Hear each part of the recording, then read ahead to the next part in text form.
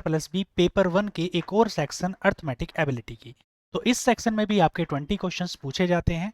काफ़ी इंपॉर्टेंट होते हैं क्वेश्चन, क्योंकि आपके 20 मार्क्स ये अगर आप बहुत अच्छे से तैयारी कर लेते हैं तो 20 सॉलिड मार्क्स आपको मिल जाते हैं। लेकिन प्रॉब्लम एक और है इसके साथ में, क्योंकि मैथमेटिक्स वाला पार्ट है तो ये आपका सबसे ज़्यादा टाइम कंज्यूमिंग पार्ट होता है।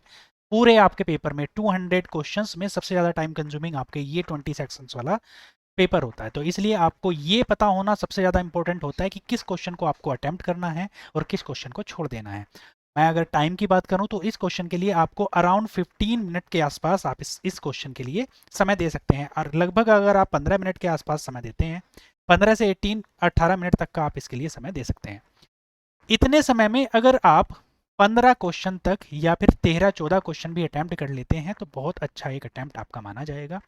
अगर आप इसमें 8-9 क्वेश्चन करते हैं तब आपका टाइम उसी रेशियो में कम हो जाना चाहिए। आप 11-12-13 मिनट तक इस पर मैक्सिमम खर्चेंगे अगर आप 7-8 क्वेश्चन ही अटैम्प्ट कर रहे हैं। तो चलिए शुरुआत करते हैं आज अर्थमेटिक एबिलिटी की। और ये जो आपका पेपर है ये प्रीवियस ईयर का 2022 में जो आपका टीजीटी हुआ था उसी के एक पेपर का एक सेक्शन है जिसको आज हम कवर कर रहे हैं। तो चलिए देखते हैं पहला क्वेश्चन क्या है। पहला क्वेश्चन है, एक व्यक्ति विक्रय मूल्य पर 20% लाभ कमाता है तो क्रय मूल्य पर उसका लाभ प्रतिशत क्या होगा। तो आपको क्या बताना है, लाभ परसेंटेज बताना है, प्रॉफिट परसेंटेज। यानी क्वेश्चन कौन से टॉपिक से है, प्रॉफिट एंड लॉस टॉपिक से है। आपको बताना क्या है कि उसका परसेंटेज में लाभ देना है। विक्रय मूल्य पर 20% लाभ कमाता है। 20% बेटा होता क्या है, 20% होता है 1/5 हिस्सा। मतलब 5 हिस्सों में से यदि एक हिस्से की बात की जाए तो वो 20% होता है। आप पिज्जा खाने जाते हो, अगर पिज्जा के 5 भाग हुए हैं और आप एक भाग आपके हिस्से में आता है तो मतलब आपको 20% भाग मिला है, मतलब 5 हिस्सों में से एक हिस्सा मिला है। तो कहा क्या गया है कि विक्रय मूल्य पर 20% लाभ, यानी कि 5 रुपए अगर सेलिंग प्राइस है, विक्रय मूल्य है, तो उसका 1 रुपए क्या है बेटा, प्रॉफिट है। तो ये प्रॉफिट है। लेकिन जब हम विक्रय मूल्य पर लाभ को काउंट करते हैं तो ये सही काउंटिंग नहीं होती, गलत काउंटिंग होती है। क्योंकि अब लाभ हो चाहे हानि हो वो हमेशा आप क्रय मूल्य पर ही निकालते हैं। और क्रय मूल्य क्या होता है, जो कि आपका इन्वेस्टमेंट है या फिर जितने रुपए में भी आपने कोई चीज़ खरीदी है। मान लीजिए आप दुकान पर गए, 100 रुपए में कोई चीज़ खरीद कर लेकर के आए, तो वो आपके लिए आपका क्रय मूल्य है या फिर आपका इन्वेस्टमेंट है। अब जितने में उसको बेच देंगे वो आपका सेलिंग प्राइस होगा। तो इसने जो निकाला है मूल्य वो सेलिंग प्राइस पे मतलब एक तरह से गलत निकाला है। तो इसका कितना है, 1/5 हिस्सा है, 5 इसका सेलिंग प्राइस है और 1 प्रॉफिट है। अब सेलिंग प्राइस जब होता है तो वो कैसे होता है, सेलिंग प्राइस बराबर होता है आपका जो आपका कॉस्ट प्राइस है यानी कि क्रय मूल्य प्लस प्रॉफिट के बराबर होता है। आपको अगर कॉस्ट प्राइस यानी कि क्रय मूल्य निकालना है तो वो किसके बराबर हो जाएगा, सेलिंग प्राइस में से प्रॉफिट को माइनस कर देंगे। यहाँ पर सेलिंग प्राइस कितना है 5 और प्रॉफिट कितना है आपका 1 यूनिट। तो टोटल कितना हो जाएगा, 4 यूनिट आपका क्या आ जाएगा भाई, ये कॉस्ट प्राइस आ जाएगा क्रय मूल्य। तो आपको निकालना क्या है, परसेंटेज, उसका लाभ परसेंटेज। लाभ कितने का है, 1 रुपए का, कितने रुपए पर, 4 पर। 1/4 गुणा 100, क्योंकि फ्रैक्शन को आप परसेंटेज में बनाने के लिए 100 से गुणा कर देते हो। कितना आ जाएगा जब इसको डिवाइड करोगे आप, 25% आपका आंसर आ जाएगा, जो कि दिया गया है ऑप्शन ए में। नेक्स्ट क्वेश्चन पर आते हैं। क्वेश्चन में आप देखिएगा ग्राफ, ये बार ग्राफ का एक क्वेश्चन है। दंड चित्र यानी बार ग्राफ दिया गया है जिसमें आप देखेंगे कि आय को, जो ब्लैंक वाले कॉलम हैं ये आय को दर्शाते हैं, इनकम को दर्शाते हैं, और जो व्यय है, एक्सपेंडिचर है, खर्चा है, उसको ये जो आपका जो कलर्ड वाला पोर्शन है ये दर्शाता है। अगर आपको लाभ प्रतिशत निकालना है तो इसने फॉर्मूला भी दिया हुआ है कि आय में से व्यय को घटाइए बटे व्यय रखिए और गुणा 100, ये फॉर्मूला लगा करके आप निकाल सकते हैं।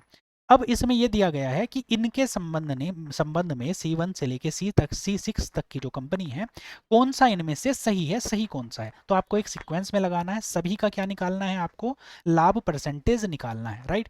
अगर मैं C1 का निकालूंगा तो 1 बाई 1 करके हम सबका निकालते हैं। देखो C1 का कितना हो जाएगा, इसमें से इसको घटाएंगे आय में से व्यय को, तो 200 में से 150 घटाएंगे तो ऊपर कितना मिलेगा, 50। बटे में क्या रखेंगे, व्यय, व्यय कितना है, जो कि एक्सपेंडिचर है, जो कि कलर्ड वाला पार्ट है, 150 है, 50 बटे 150 और गुणा 100। 50 से कितनी बार जाता है, 3 बार, और 100/3 कितना होता है भाई, 33.33 होता है, इतने परसेंटेज हो गया। नेक्स्ट देखिएगा C2 के लिए, इन दोनों का डिफरेंस कितने का है, 150 का, 150 का डिफरेंस है। नीचे क्या रखोगे आप, डिनोमिनेटर या फिर हर क्या बनाओगे, 250 यहाँ पर हम बनाएंगे हर, क्यों, क्योंकि ये व्यय है, और मल्टीप्लाई बाई किससे कर देंगे, 100 से मल्टीप्लाई करेंगे। 50 से काटेंगे, 50 दिया 150 और 50 पंजे 250 होता है। 5 से काटेंगे तो कितना हो जाएगा भाई, ये 5 दूनी 10 और 20 दिया कितना हो जाएगा, यहाँ पर जो परसेंटेज मिलेगी आपको मिलेगी 60%। नेक्स्ट देखते हैं, इसमें कितना हो जाएगा भाई, कितना एक्स्ट्रा है ये 300, नीचे भी क्या रखोगे आप 300 ही रखोगे और मल्टीप्लाई बाई क्या कर दोगे 100, पूरा कट जाएगा, वैल्यू कितनी मिलेगी आपको 100% का यहाँ पर मिलेगा प्रॉफिट। इसमें देखेंगे कितना एक्स्ट्रा है 500 450 से, ये है 50 एक्स्ट्रा, नीचे क्या रखोगे आप 450 रखोगे और मल्टीप्लाई बाई क्या कर दोगे 100। 50 से 450 कितनी बार जाएगा, 9 बार। 100/9 कितना होता है भाई, 11.11%, 11.11% होता है। यहाँ पर देखेंगे कितना एक्स्ट्रा है, एक्स्ट्रा अगर आप देखें तो ये है 100 एक्स्ट्रा, 150 50 से 100 एक्स्ट्रा बटे 50 और मल्टीप्लाई बाई 100। इससे काटेंगे 2 बार तो परसेंटेज में कितना मिलेगा, ये 200% मिल जाएगा। ऐसे ही लास्ट वाले C6 के लिए अगर हम आप सोल्व करते हैं, 250 में से 100 जाएगा तो कितना हो जाएगा भाई 150, डिवाइड बाई 100 मल्टीप्लाई बाई 100, कितने परसेंट आ जाएगा 150%, ये वैल्यू आपकी आ जाएगी। आपको सीक्वेंस में लगाना है, देखो सबसे ज़्यादा के लिए कौन सा है, C5 सबसे ज़्यादा है, C6 उससे कम है, C उससे कम कौन सा है C3, तो C5 C6 C3। सबसे पहले अगर आप देखें सबसे बड़े से तो C5 C6 C3 इसमें दिया गया है। C3 के बाद अगर आप देखेंगे 100% के बाद में आप देखेंगे तो उससे कम कौन सा है, ये है 60% वाला, यानी C2 फिर C1 और फिर C4। तो कहाँ पर दिया गया है भैया, ये यहाँ पर दिया गया है C2 C1 C4, इसलिए आपका आंसर है 4। लेकिन जब ऐसा क्वेश्चन आपके एग्जाम में पूछा जाता है तो कई बार क्या हो जाता है, ये काफ़ी टाइम कंज्यूमिंग हो जाता है। तो यदि आपके पास सफिशिएंट टाइम है तभी इसको करिएगा। यदि आप इस पर ज़्यादा फोकस्ड हैं, फर्स्ट पेपर की तैयारी की है, मैथमेटिक्स अच्छा आता है, तब इस क्वेश्चन को अटैम्प्ट करिएगा। अदरवाइज इतने लेंथी क्वेश्चन को छोड़ देना ही समझदारी है, क्योंकि ये टाइम कंज्यूमिंग आपका क्वेश्चन होता है।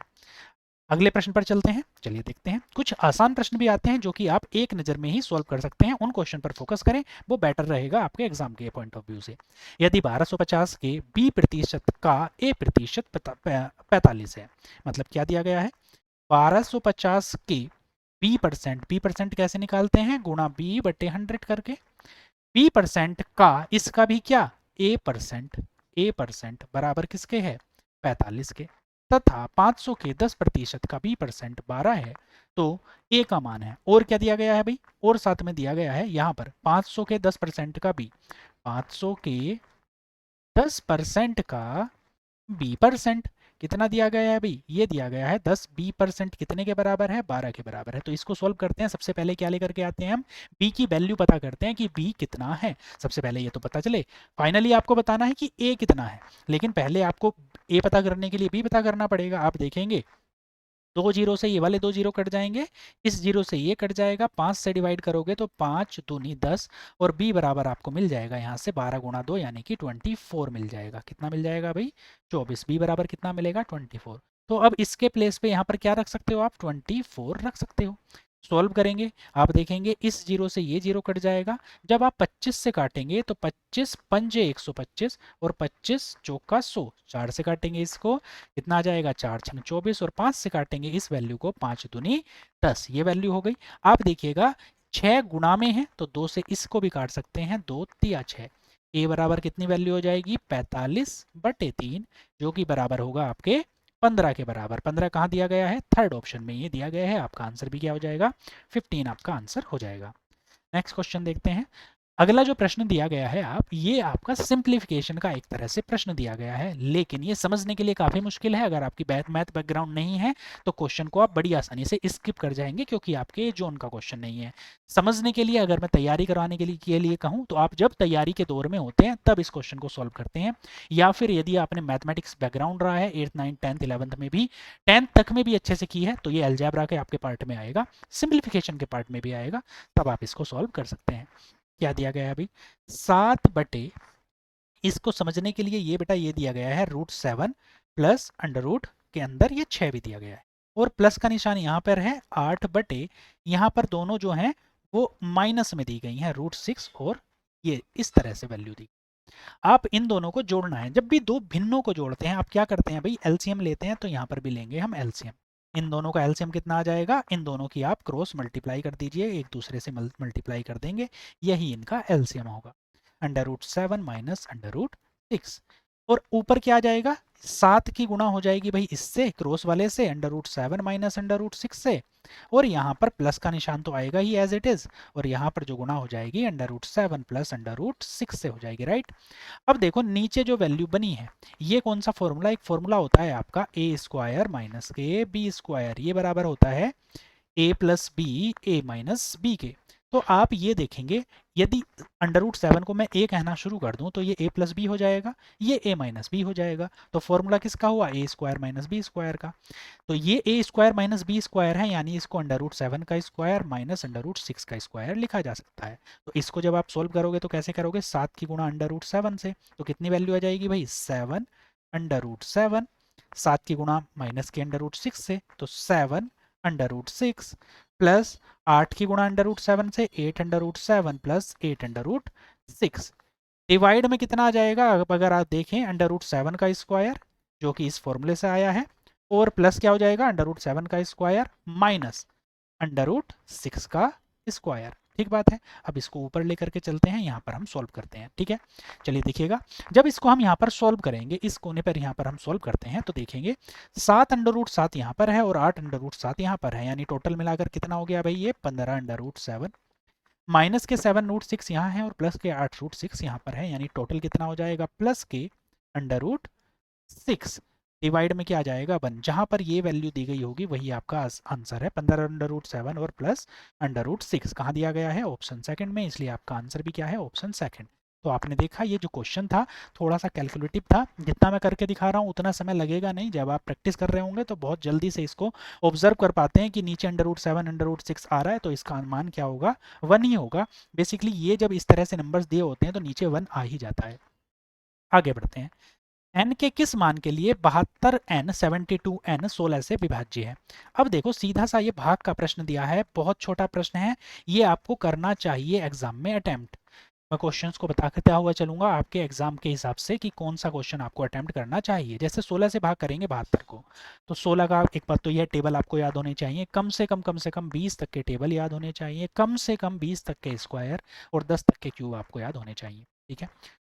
कितना होता है भाई 16 चौक का कितना होता है, 16 की 4 से गुणा करेंगे तो बेटा 64 मिलेगा, और यहाँ पर बचिएगा 8 और n, n की जगह पर ऐसी क्या वैल्यू रख दें कि ये पूरा कट जाए। तो आपको पता है 16 पंजे 80 होता है, 16 पंजे 80 होता है, n की जगह पर यदि आप 0 रख दोगे तो 16 पंजे कितना हो जाएगा 80, और ये पूरा पूरा कट जाएगा, n की जगह पर आपको 0 रखना पड़ेगा। तो आंसर क्या हो जाएगा, ऑप्शन 4।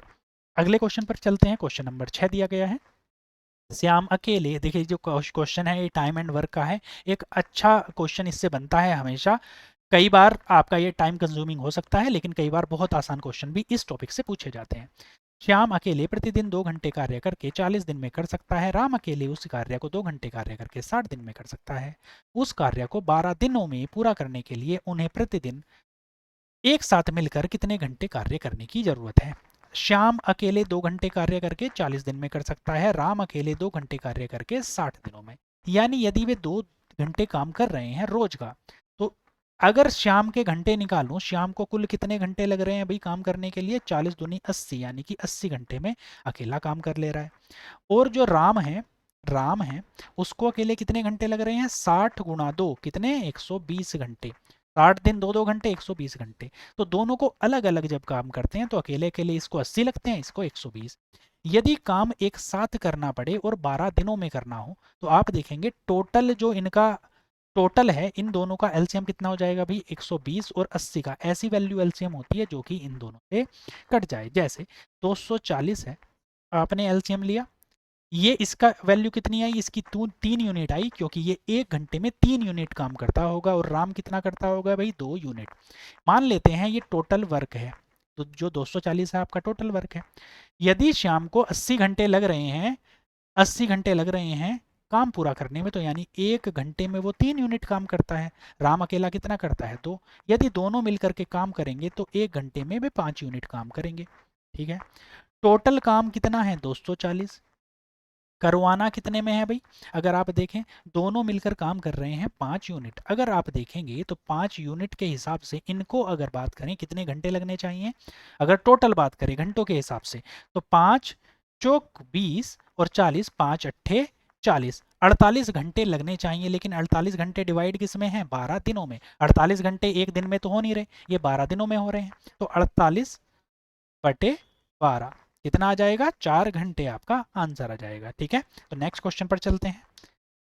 अगला प्रश्न देखते हैं। यदि एक घनाभ की लंबाई, चौड़ाई, ऊंचाई क्रमशः 40 सेंटीमीटर, 20 सेंटीमीटर, 25 सेंटीमीटर है और इस घनाभ का कुल पृष्ठीय क्षेत्रफल 2300 सेंटीमीटर स्क्वायर है, क्या ये बात सही है? ये पूछा गया है कि इनमें से कौन सा स्टेटमेंट सही है। तो आप देखेंगे घनाभ का पृष्ठीय क्षेत्रफल, घनाभ का पृष्ठीय क्षेत्रफल कितना होता है भाई? घनाभ का पृष्ठीय क्षेत्रफल, देखिए घनाभ का पृष्ठीय क्षेत्रफल के लिए आप मेंसुरेशन है, मेंसुरेशन का फॉर्मूला आप यहाँ पर लगाएंगे। पृष्ठीय क्षेत्रफल मतलब पृष्ठ का क्षेत्रफल। एक घनाभ 3D स्ट्रक्चर होती है, इसका जो पृष्ठीय क्षेत्रफल होता है वो कितना होता है? 2 bracket LB plus BH plus HL, ये होता है भाई। ठीक है, L क्या है? लंबाई, B क्या है? ब्रेथ यानी चौड़ाई, B चौड़ाई और H ऊंचाई, H हाइट और L इसकी लंबाई। अब सारी चीजें हैं, आप रख सकते हैं वैल्यू। तो ब्रैकेट L की लंबाई यानी लेंथ कितनी है? कितनी है भाई? दे रखी है, आप देखेंगे तो लंबाई है 40 सेंटीमीटर, 40। B कितनी है? 20 सेंटीमीटर प्लस 20 गुणा 25 प्लस 25 गुणा 40। आप इसको सॉल्व करेंगे, जो भी वैल्यू आ जाएगी, अगर वो 2300 है तो आपका आंसर सही है, अगर नहीं है तो सही नहीं है। 2 से डिवाइड करेंगे, 40 दूनी 80 हो जाता है यानी 800 प्लस 25 दूनी 50, 500 हो जाता है प्लस 25 चौका 100 यानी कितनी हो जाती है? ये 1000 हो जाती है। टोटल अगर आप कैलकुलेट करके देखें तो 1000, 800 और 500 1300 यानी 2300, यानी 2 गुणा 2300 ये आपकी वैल्यू आती है, जो कि बराबर होती है 4600 के। ये इसके बराबर हो जाती है। तो 4600 है क्या? ये पहला वाला फॉलो नहीं करेगा। सेकंड वाला देखें। यदि एक गोले का पृष्ठीय क्षेत्रफल 30800 सेंटीमीटर स्क्वायर है, 30,800 सेंटीमीटर स्क्वायर है, तो इसकी त्रिज्या 70 सेंटीमीटर है। अब गोले का पृष्ठीय क्षेत्रफल होता क्या है? गोले का पृष्ठीय क्षेत्रफल क्या होता है? गोले की बात करें तो 4 पाई आर स्क्वायर होता है। कितना होता है भाई? 4 पाई आर स्क्वायर। आर की वैल्यू आपको निकालनी है और पूरा दे रखी है वैल्यू, इसकी वैल्यू दे रखी है 30,800। सॉल्व करके देखेंगे आप, देखिएगा डिवाइड करेंगे 4 से, तो 4 से डिवाइड करेंगे, 4 सत्ते 28, 2 28, 4 सत्ते 28, 7700। वैल्यू किसकी रखेंगे? पाई की, तो ये तो पाई आर स्क्वायर बराबर आया। आर की वैल्यू आपको निकालनी है, 70 सेंटीमीटर क्या आएगी देखते हैं। आर स्क्वायर बराबर कितना हो जाएगा? 7700 बटे 22, क्योंकि 22/7 होता है, मल्टीप्लाई में हो जाएगा 7। 11 से काटेंगे, 11 दूनी ये आ जाएगा 11 सत्ते 77, 700। 2 से डिवाइड करेंगे, कितनी वैल्यू आ जाएगी भाई? 350। आर स्क्वायर की वैल्यू जो है वो आपकी कितनी आई? आर स्क्वायर की वैल्यू आई आपकी 350 मल्टीप्लाई बाई 7। आर की वैल्यू अब जब निकालेंगे आप तो ये पॉइंट्स में वैल्यू जाएगी, क्योंकि 750 दिया गया है। इसका मतलब है 7 गुणा 50, 7 पंजे 35 गुणा 7, यानी जो वैल्यू आ जाएगी आर की वो कितनी आ जाएगी भी? 7√50 आ जाएगी। और 7 पंजे 35, तो ये आपके जो त्रिज्या है 70 तो आई नहीं, तो इसलिए आपका आंसर क्या हो जाएगा? ना ही 1 ना ही 2। फिर से देखिए, क्वेश्चन की आपने लेंथ देखी, हमने समझा क्वेश्चन को, समझने के लिए ठीक है, बाकी एग्जाम में आपके ये हेल्प करेगा, लेकिन एग्जाम में ये अटैम्प्ट करने का क्वेश्चन नहीं है कि आप कोशिश करें कि इसको एग्जाम में अटैम्प्ट करेंगे, नहीं, तब प्रॉब्लम आपकी क्रिएट ही कर सकता है। आगे बढ़ते हैं। देखिए क्या दिया गया है क्वेश्चन में। यदि g बराबर 2h तो g प्लस एच अपॉन जी का मान। क्वेश्चन देखते ही समझ में आ रहा है कि करने वाला क्वेश्चन है। g की जगह पे सिर्फ 2h रख देना है, जहां पर भी दिया गया है। तो g की जगह पर यहाँ पर 2h रखेंगे, 2h प्लस h, और भाग किससे दी है? 2h से। सॉल्व करेंगे, कितना हो जाएगा ये? 3h upon 2h। h से h कटेगा, वैल्यू कितनी आ जाएगी? 3/2। ऐसे क्वेश्चन भी तो आते हैं, तो पिक कौन से क्वेश्चंस करेंगे? जो छोटे हों। और क्वेश्चंस का कैसे पता लगेगा? जब आप थोड़ी सी प्रैक्टिस कर लेंगे तो आपको आइडिया हो जाएगा। एक तो जो लैंग्वेज में छोटे हैं, और जो हमारी समझ में तुरंत आ जाते हैं 10 सेकंड में, 15 सेकंड में, वो आप क्वेश्चन अटैम्प्ट करेंगे। नेक्स्ट क्वेश्चन देख लेते हैं भाई। एक व्यक्ति किसी निश्चित राशि को 40% की वार्षिक दर से साधारण ब्याज पर उधार देता है। 3 वर्षों में ब्याज उधार दी गई राशि से 800 रुपये अधिक हो जाता है। उधार दी गई राशि कितनी है? देखो, 40% वार्षिक दर पर ब्याज पर उधार देता है 3 वर्षों में, वार्षिक दर की साधारण ब्याज पर। 40% वार्षिक है ना भाई, 40% वार्षिक है, यानी एक वर्ष में 40% का ब्याज, 100 रुपये पर 40 रुपये का ब्याज। ठीक है, तो 3 वर्षों में कितना ब्याज मिलेगा भाई? 120%। 120% का मतलब क्या है, 100% से 20% एक्स्ट्रा, और उसने कहा क्या है 800 रुपये अधिक, आप कह रहे हो 20% एक्स्ट्रा। कौन सही है? दोनों सही है। यहाँ पर एक्स्ट्रा क्या है, 20% एक्स्ट्रा है। देख रहे हैं ना आप, 3 सालों में 20%, 100% से भी ज़्यादा हो गया। और यहाँ पर राशि कितनी अधिक है, 800 रुपये अधिक है। तो 20% की वैल्यू कितनी हो जाएगी भाई, 800। तो यहाँ पर 1% की वैल्यू निकालेंगे, कितनी हो जाएगी, 800/20 यानी 800/20 यानी कि 40। आपको निकालना क्या है, उधार दी गई राशि। उधार दी गई राशि कितनी होगी, 100%, जिससे एक्स्ट्रा हो गई है। तो 100% की वैल्यू कितनी हो जाएगी, 100% बराबर हो जाएगा 40 गुणा 100, जो कि बराबर है 4000 के। आंसर कहाँ दिया गया है, ऑप्शन सेकंड में। अगला प्रश्न देखते हैं, क्वेश्चन नंबर 10। दो संख्याओं का गुणनखंड दिया गया है 23,276, उनका में से दिया गया है, इन संख्याओं का लैसे क्या है, इनका लघुत्तम समापवर्तीय क्या है। देखो एक फॉर्मूला होता है लैसे में से का, कि लैसे लैसे और लैसे गुणा में से किसके बराबर होता है भाई, अगर आप देखें तो लैसे गुणा जो में से है, लैसे गुणा में से बराबर किसके होता है भाई, ये बराबर होता है आपका पहली संख्या गुणा दूसरी संख्या के, ये बराबर होता है। तो जब भी आप लैसा मैसा का क्वेश्चन करते हैं और ऐसा क्वेश्चन आपको दिख जाए, जल्दी से सॉल्व कर लीजिएगा, बहुत छोटा प्रश्न होता है। दो संख्याओं का गुणनफल यानी पहली संख्या और दो से दूसरी संख्या का गुणनफल दे रखा है कितना, 23,276। इसमें से मैसे भी दे रखा है, कितना दे रखा है भाई, 46। और आपको लैसा यानी कि मान लीजिए लैसा एक्स है, ये ज्ञात करना है। तो एक्स बराबर कितना हो जाएगा, 23 27 6/46 46। 23 से डिवाइड करेंगे, 23 दूनी 46, 23 सी का ना 23, फिर कितना हो जाएगा, 23 सी का ना 23, और कितनी वैल्यू हो जाएगी अगर आप देखेंगे तो 4 46, 23 दूनी 46, 2 से डिवाइड करेंगे, वैल्यू कितनी हो जाएगी, 506। आंसर कितना हो जाएगा, ऑप्शन 3। सिर्फ कैलकुलेशन थी थोड़ी सी, आप जैसे ही सॉल्व करेंगे, ये जब आपको फॉर्मूला याद है तो इसको एकदम बस सॉल्व कर लेना है, आंसर आपका आ जाएगा। नेक्स्ट क्वेश्चन देखते हैं, पी क्यू आर के वेतन का अनुपात इतना है, आर को क्यू से 3600 रुपए अधिक मिलते हैं, तो पी का वेतन क्या है। एकदम सिंपल सा साधारण सा आपका क्वेश्चन है, रेशियो एंड प्रोपोर्शन से क्वेश्चन है। देखो आर और को क्यू से 3600 रुपए अधिक मिलते हैं, आर कहाँ पर है ये, क्यू कहाँ पर है ये, यानी 3 को 7 से कितने रुपए अधिक मिले। अगर मैं इसको x ले लूँ, ये 5x है, ये 3x है, ये 7x है, तो आप देखोगे 7x जो कि आर का वेतन है, माइनस के 3x जो कि क्यू का वेतन है, कितने अधिक मिले, 7x माइनस 3x, इतना ही तो पैसा अधिक मिला।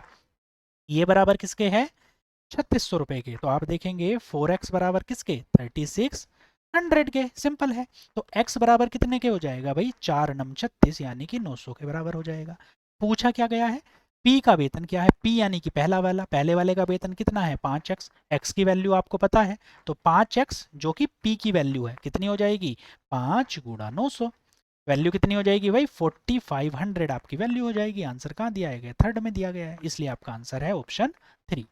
अगले क्वेश्चन पर मूव करते हैं, देखते हैं फिर से जो क्वेश्चन है आपका ग्राफ का क्वेश्चन है, ये है लाइन ग्राफ। लाइन के रूप में डाटा का रिप्रेजेंटेशन होता है।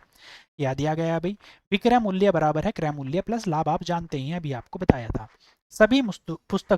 सभी वस्तुओं के विक्रय मूल्य का औसत क्या है।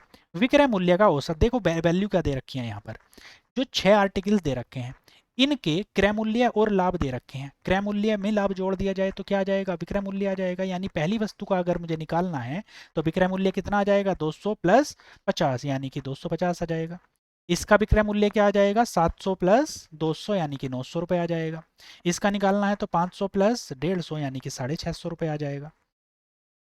यहाँ पर कितना आ जाएगा, 300 प्लस 50 यानी कि 350 आ जाएगा। ऐसे ही A2 का कितना आ जाएगा, 600 प्लस 100 यानी कि 700 रुपये आ जाएगा। A1 का कितना आएगा, 1000 प्लस 500 यानी कि 1500 रुपये इसका विक्रय मूल्य है। अब विक्रय मूल्य तो आ गए, लेकिन अभी आधा ही तो काम हुआ। आपको निकालना क्या है, वस्तुओं का औसत विक्रय मूल्य।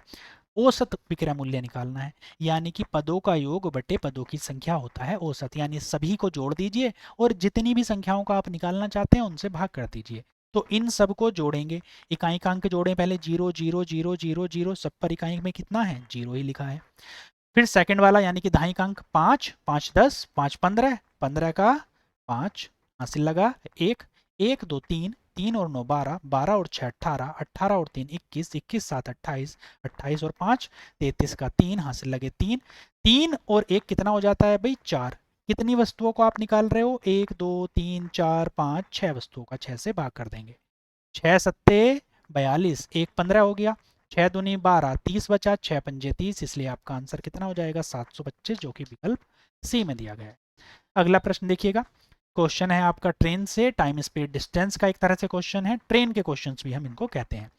दो रेलगाड़ियां स्टेशन सी तथा डी से क्रमशः स्टेशन डी तथा सी के लिए एक ही समय पर निकलती हैं। सी डी से डी सी के लिए यानी कि उल्टी अपोजिट डायरेक्शन में निकलती हैं। स्टेशन सी तथा डी से आ रही स्टेशन सी तथा डी से आ रही रेलगाड़ी की गति क्रमशः 30 किलोमीटर प्रति घंटा और 40 किलोमीटर प्रति घंटा है। जब वह मिलती हैं तो पता चलता है कि डी से आ रही रेलगाड़ी ने सी से आ रही रेलगाड़ी से 40 किलोमीटर अधिक दूरी तय कर ली है। सी तथा डी के बीच की दूरी क्या है, ये आपको ज्ञात कर लेनी है कि सी और डी के बीच की दूरी क्या है। क्वेश्चन में देखो क्या दिया गया है, तो ये अलग अलग सी और डी स्टेशन है। एक रेलगाड़ी इस साइड से यहाँ जा रही है और एक अपोजिट डायरेक्शन में ऐसे आ रही है। स्टेशन सी तथा डी से रेलगाड़ी की जो स्पीड है वो 30 किलोमीटर प्रति घंटा और 40 किलोमीटर प्रति घंटा है, ये दिया गया है। आगे क्या दिया गया है, जब वे मिलती हैं तो यह पता चलता है कि डी से आ रही रेलगाड़ी यानी डी से जो आ रही है सी से रेलगाड़ी से 40 किलोमीटर आगे की दूरी तय कर ली है। सी तथा डी के बीच की दूरी क्या है। देखो एक पॉइंट ऐसा आएगा जब ये मिलेंगी, क्योंकि सी की स्पीड कम है 30 है और डी की ज़्यादा है 40 है, तो ओबियस सी बात है कि डी ने अधिक दूरी तय की होगी, वही उसने कहा है कि 40 किलोमीटर की दूरी अधिक तय की। अब आपको इन दोनों के बीच की दूरी तो पता नहीं है, लेकिन इतना पता है कि जब भी ये मिलती हैं तो डी 40 किलोमीटर की दूरी अधिक तय कर लेता है, मतलब यहाँ तक से भी 40 किलोमीटर की दूरी सी के कंपैरिजन में, यहाँ से आ रही ट्रेन के कंपैरिजन में ज़्यादा कर लेता है। दोनों की स्पीड अगर समान होती, बराबर होती, तो बराबर दूरी तय करते। इसने ज़्यादा क्यों तय की है भाई, इसने तय की है क्योंकि इसकी स्पीड अधिक है। स्पीड कितनी ज़्यादा है इसकी, 10 किलोमीटर प्रति घंटा ज़्यादा है। ठीक, 40 किलोमीटर की दूरी इसने अधिक तय करने में, ये 40 किलोमीटर की दूरी अधिक तय करने में कितना समय लिया होगा भाई, 4 घंटे का समय लिया होगा कि नहीं। 4 घंटे के समय में ही तो 10 की ज़्यादा स्पीड से 40 किलोमीटर ज़्यादा चली होगी, यानी 4 घंटे के समय में आपको ये क्या आया, आपका टाइम आ गया। 4 घंटे के समय में दोनों मिल गई होंगी, जब मिली होंगी उस टाइम पर ही तो ज़्यादा तय की है। तो 4 घंटे के समय में 30 और 40 वाली की स्पीड से ये पूरी की पूरी डिस्टेंस कवर हो जाती है। दोनों अपोजिट डायरेक्शन में आ रही हैं, जब ट्रेन अपोजिट डायरेक्शन में आती हैं तो इसका मतलब क्या है कि उनकी स्पीड जो सापेक्षिक चाल है वो जुड़ जाती है। जैसे आपने देखा होगा कि आप ट्रेन में बैठे हैं और कोई ट्रेन क्रॉस करे साइड से तो कितनी तेजी से जाती है पता भी नहीं चलता है ना, तो वो क्या होता है, सापेक्षिक स्पीड आपकी प्लस हो जाती है। वैसे यहाँ पर जो 30 इसकी चाल थी और 40 थी, टोटल क्या हो जाएगी 70, और समय कितना है 4 घंटे का। चाल गुणा समय कितने के बराबर होता है, दूरी के, और 7 चौक कितना हो गया भाई 28, यानी कि 280 किलोमीटर की डिस्टेंस होगी। आंसर हो गया। इतना सिर्फ सोचने भर से ये सोल्व हो जाता। आगे बढ़ते हैं, अगले क्वेश्चन पर चलते हैं। चलिए देखिएगा क्वेश्चन क्या दिया गया है। एक महाविद्यालय के दो प्रोफेसर ए तथा बी की औसत आयु 48 वर्ष है। ए बी उनके मित्र सी की औसत आयु 62 है, सी की आयु क्या है। देखो ए और बी की औसत आयु दी है 48, तो ए प्लस बी की यानी कि दोनों की मिला के कुल आयु कितनी क्या होगी, दोनों की औसत तो 48 है, कुल कितनी हो जाएगी भाई 48 2, यानी कि दोनों कुल मिलाकर के 96 वर्ष के हैं। तीनों की ए बी सी की कितनी है, ए बी सी की दी रखी है 62, यानी ए प्लस बी और सी मिलाकर के कितने हैं 62 गुणा 3, कितना हो जाएगा भाई 3 छंग 18, यानी कि 186। अब तीनों की मिलाकर के कितनी होगी भाई 186, आपको बतानी किसकी है, सी की। इन तीनों की एज में से अगर आप उन दोनों की एज को घटा दो तो सी की एज मिल जाएगी। तो 186 माइनस के 96 कितना आ जाएगा बेटा 90 आ जाएगा। आपका आंसर हो जाएगा ऑप्शन 1, आपका आंसर हो जाएगा। नेक्स्ट क्वेश्चन नंबर 15 पर मूव करते हैं। ये फिर से तीसरा क्वेश्चन है टेबल का। ये डिपेंड करता है कि हर सेट में जरूरी नहीं है कि टेबल ही आए, एक या दो टेबल आ सकती है, पर तीनों की तीन क्वेश्चन ग्राफ्स हैं, कोई जरूरी नहीं एक आए, ये भी जरूरी नहीं है। अलग अलग सेट में अलग अलग पेपर सेट हो सकते हैं, इसलिए आपको सब चीज़ के लिए तैयार रहना चाहिए। क्वेश्चन क्या दिया गया है, नीचे दी गई तालिका 3 वर्षों के लिए 6 कंपनियों के उत्पादन को दर्शाती है। कंपनी और वर्ष यहाँ पर दिए गए हैं, ये 6 कंपनी हैं, इसके ईयर 1 ईयर 2 और ईयर 3 का उत्पादन दिया गया है जो कि अलग अलग हुआ है। देखिएगा, आपको ये देखना है, डिसाइड करना है कि निम्नलिखित में से कौन सा सही है। 3 वर्षों के लिए कंपनी पी का औसत उत्पादन 45 है, तो पी का औसत उत्पादन देखिएगा 90 प्लस 15 प्लस 33 कितना हो जाएगा भाई 3 5 8, 9 और 1 10 और 3 13, 138/3, 3 से डिवाइड करेंगे, 3 चौक 12, 3 छंग 18, औसत उत्पादन कितना आया 46, इसमें क्या दिया था 45, तो पहला वाला तो गलत हो गया। सेकंड, वर्ष Y2 में कंपनी T के उत्पादन का कंपनी Y3 में U के उत्पादन का अनुपात 2:1 है। देखते हैं अनुपात। वर्ष Y2 कौन सा है ये वाला, में कंपनी T का उत्पादन, T का ये है ना, T का कितना है 60 है। वर्ष Y3 में, वर्ष Y3 कौन, ये वाला, U का उत्पादन कौन सा है भाई, ये U का उत्पादन ये है 30, तो इन दोनों का अनुपात आपको बताना है। देखिएगा सॉल्व करेंगे, 2 से काटेंगे 2 तिया 6 और 3 से काटेंगे 3 दूनी 6 और 3 एकम 3, अनुपात कितना आया 2:1, यानी ये बात एकदम सही साबित होती है। तो आपका आंसर क्या हो जाएगा, सेकंड इज करेक्ट। ठीक है, अगले प्रश्न पर चलते हैं। क्वेश्चन नंबर 16 है, यदि पी क्यू का 10 गुना है तो क्यू पी से कितने प्रतिशत कम है। देखो क्या दिया गया है, पी क्यू का 10 गुना है, मान लेते हैं ना किसका 10 गुना है, क्यू का। क्यू अगर 10 है तो P कितना है, P Q का 10 गुना है, तो P कितना होगा बेटा 100 होगा। तो आपको बताना है Q P से कितना कम है। तो आप देखोगे P से ये कितना कम है 90, किससे कम है P से, जिससे तुलना होती है जिसके बाद में से शब्द आता है उसको क्या बनाते हो आप, डिनोमिनेटर बनाते हो, यानी कि हर बना देते हो और मल्टीप्लाई बाई 100, 100 से 100 कटेगा, कितने परसेंट आ जाएगा भाई, ये 90% आपका सर ऑप्शन सेकंड आपका आंसर हो जाएगा। क्वेश्चन नंबर 17 देखते हैं। फिर से जो क्वेश्चन दिया गया है मेंसुरेशन से है। एक आयत की लंबाई चौड़ाई की 3 गुनी है। मान लेते हैं एक ये आयत है, इसकी लंबाई है x और इसकी लंबाई है आपकी, ये चौड़ाई मान लेते हैं, ये चौड़ाई है इसकी b बराबर है x, यानी कि चौड़ाई, इसकी जो चौड़ाई है वो बराबर है x, तो लंबाई कितनी हो जाएगी भाई 3x।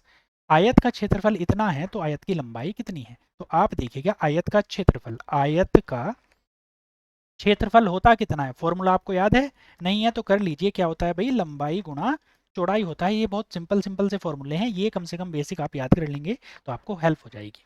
बराबर कितना दिया गया है 675, x गुणा 3x, यानी लंबाई 3x थी गुणा x बराबर 675 का, इसको सॉल्व कर लेंगे, लंबाई यानी कि 3x की वैल्यू यहाँ से आप निकाल देंगे। यानी आप अगर देखेंगे इसको तो 3x का स्क्वायर बराबर किसके आया है भाई 675 के, एक्स स्क्वायर बराबर किसके आ जाएगा, 3 से डिवाइड करेंगे, 3 दूनी 6, 3 दूनी 6, 3 पंजे 15 और x बराबर हो जाएगा 15, क्योंकि 15 का वर्ग कितना होता है 225। x बराबर 15 है तो 3x जो कि लंबाई है कितनी हो जाएगी 15 गुणा 3 यानी कि 45, कितनी हो जाएगी भी 45। लेंथ कितनी हो जाएगी इसकी 45, इसकी लेंथ हो जाएगी। आप इस तरह से सॉल्व कर सकते हैं, आपको आंसर क्या मिलेगा 45 सेंटीमीटर आपका आंसर मिल जाएगा, जो कि सेकंड विकल्प में दिया गया है। नेक्स्ट क्वेश्चन पर मूव करते हैं। एक धनात्मक संख्या तथा उसके घन का योग 1740 है, संख्या का मान ज्ञात कीजिए। सबसे पहले तो ये सोचिए किसका घन 1740 के बराबर होता है, तो आप पाएंगे जो 12 का घन है, 12 का घन कितना होता है, 12 का क्यूब होता है बेटा 1728, और प्लस 12 कर दें वो संख्या और जोड़ दें तो कितना आ जाता है 1740 आ जाता है। 8 का क्यूब कितना होता है 512, जब ऐसे सोचेंगे ना आप तो 512 और 8 कितना हो जाएगा 500, बहुत छोटी नंबर आएगा। 14 का क्यूब देखेंगे तो बहुत बड़ा नंबर आ जाएगा, इसलिए आपका आंसर क्या है 1740 आपका आंसर हो जाता है। नेक्स्ट क्वेश्चन नंबर 19 देखते हैं। 1 से 30 तक कितनी संयुक्त संख्याएं हैं। देखो पहले संयुक्त संख्याएं होती क्या है, वो संख्याएं जिनके 2 से अधिक फैक्टर होते हैं उनको आप क्या बोलते हो, भाज्य या फिर कंपोजिट नंबर भी बोल देते हैं। कौन से होते हैं, वो संयुक्त संख्याएं होती हैं। या तो फिर ऐसा कर लीजिए 1 से 30 के बीच में सारे प्राइम नंबर और 1 को निकाल दीजिए। प्राइम नंबर कौन कौन से हैं भाई, 2, 3, 5, 7, 11, प्राइम मतलब अभाज्य संख्याएं, 13, 17, 19, 23 और 29, कितने हुए 1 2 3 4 5 6 7 8 9 10, ये 10 और प्लस 1, एक ना तो भाज्य संख्या होती ना अभाज्य, दोनों में से कोई नहीं होती। आपसे केवल संयुक्त पूछा है तो 30 में से ये माइनस करेंगे तो कितना मिलेगा 19। या फिर आप लिख सकते हैं जिनके 2 से अधिक गुणनखंड होते हैं।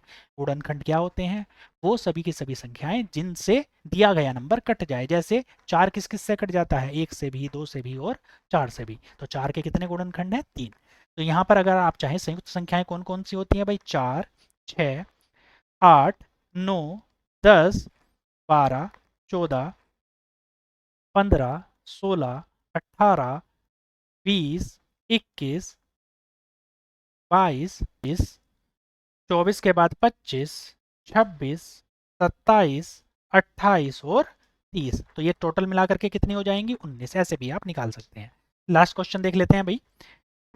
स्थिर जल में एक नाव की गति 10 किलोमीटर प्रति घंटा है। स्थिर जल में एक नाव की गति 10 किलोमीटर प्रति घंटा है।